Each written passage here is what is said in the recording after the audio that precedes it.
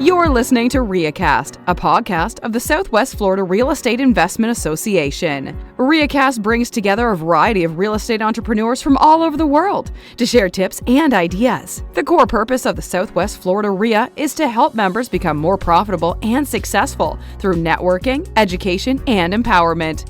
Here are your hosts, Jeff Tamarello and Michael Lyons.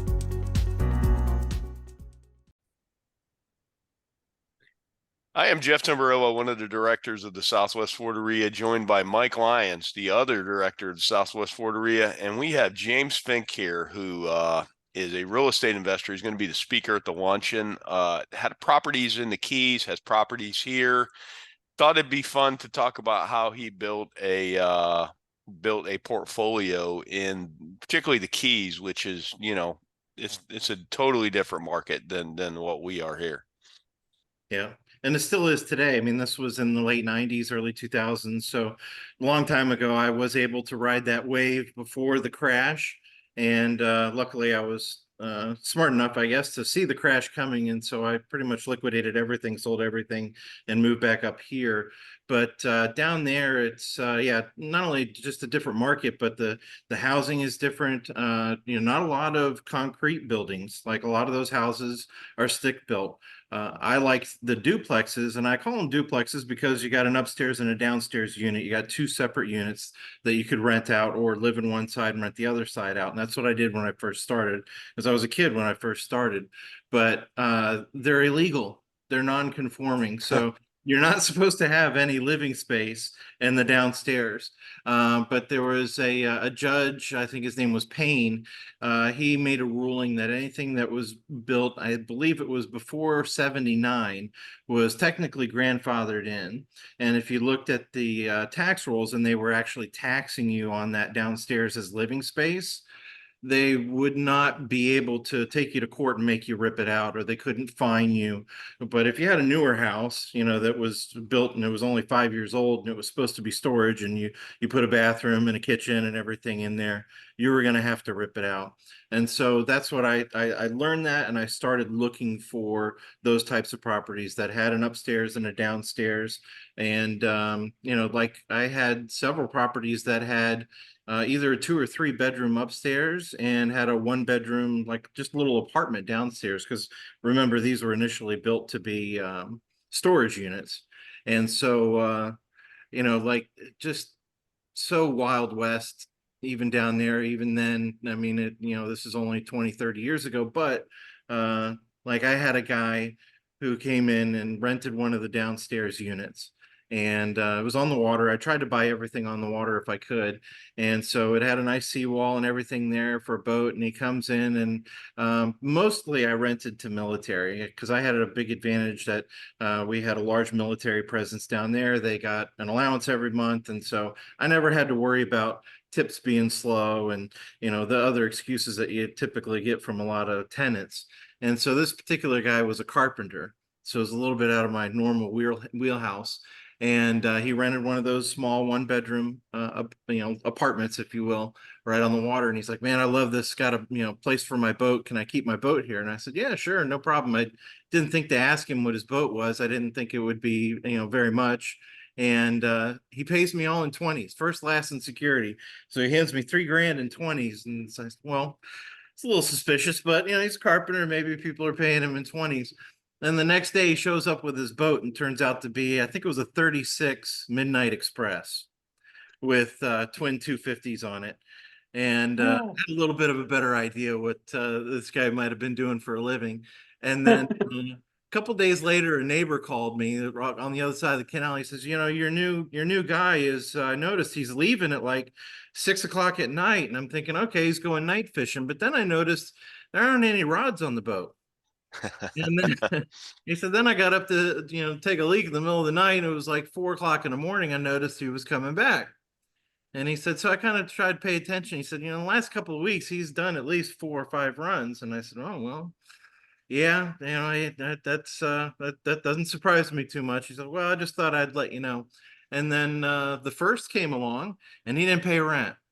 And so on, second or third, I went over there and knocked on his door, and I looked, and I noticed that Midnight Express was really leaning, listing really, really bad, like about to go down. So I jumped on the boat. It's full of water. Looked, the bilge is full of water, and I noticed the batteries were disconnected. I said, "All right." So I reconnected the batteries, got the water out of it. He had set the boat up to sink. And so I had a friend that worked down at the DMV, and we figured out, and the boat was stolen from up north. And I called the owner. He was very, very happy to come down and get his boat back. But the guy had worked in construction. He was in construction, but he it was his boss's boat, and he stole his boss's boat, and he came down to the Keys and got a place on the water, and made a few suspicious fishing trips in the middle of the night, and then just disappeared. And Came back with a lot of white powder. yeah. Well, in his defense, you don't need a fishing pole to catch a square grouper. No, they don't know. That's true. Yeah. Yeah. Just two gaffs and an empty boat and 35 gas tanks. Yeah. Wow. Yeah. So he was sinking the boat. Wow, man. But yeah, it was set up. If I hadn't gone, I would say realistically, it was within a couple of hours of sinking. And of course, that would have been on me, and it would have been would have had to crank them, pull it out, and all that. So I was really glad to have caught that and been able to keep it from sinking. And the owner was very happy to get his boat back. That was a nice boat. Oh, Not to wow. mention, No. everybody on this call owns a boat. Like every time you still see the sunken boats from Ian, and everybody's like, oh, like, kind of disaster porn to where I'm like, that was somebody's baby. Yeah. Their whole world revolved around that boat, and there it is sitting there. How, I wouldn't want to go see it either. So, No.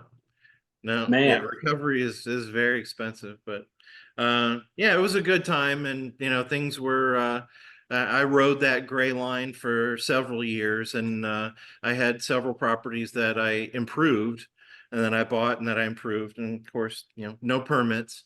And so I'll talk Hey, about they're sold. You're good now, man. It's all good. yeah. they're all gone. But I had one that came back and bit me pretty bad. But down there, nobody does anything. Nobody pulls any permits. Almost if it's got a downstairs enclosure, it's technically illegal.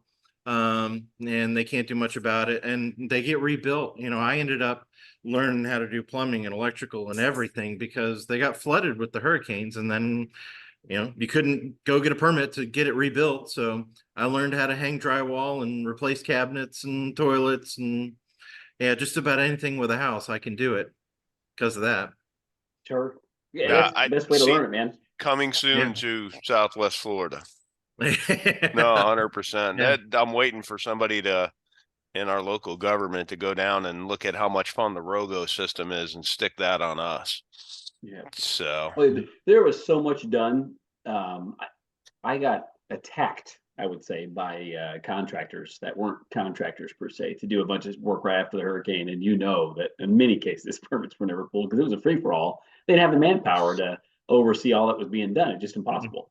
So curious to see how that's all going to come about. But well, James, man, we're looking forward to your presentation. Again, I'm assuming, correct me if I'm wrong, but you'll give some experience of what you learned, the hard way, and pros and cons, that kind of thing. Yeah, definitely. I made a lot of money. I made a lot of good decisions, and I made some really bad mistakes that I should have known better. That cost me an incredible amount of money. So I can give some good tips on what to do and definitely what not to do. We all have real estate scar tissue, man. It's all Yeah. Well, man, we appreciate it. We'll look forward to our meeting, which is next Wednesday, and doors open at 11 a.m.